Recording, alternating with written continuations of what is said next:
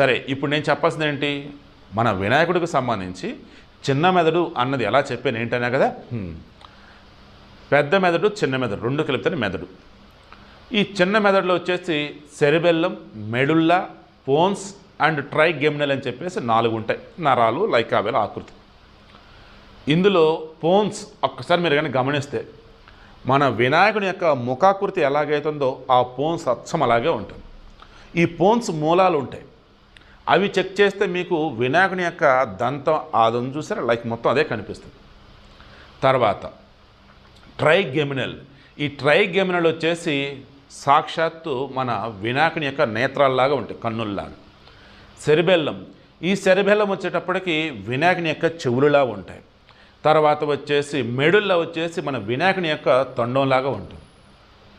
so మరలా చెప్తున్నాను చూడండి, ఈ వినాయకుడు అన్నప్పుడు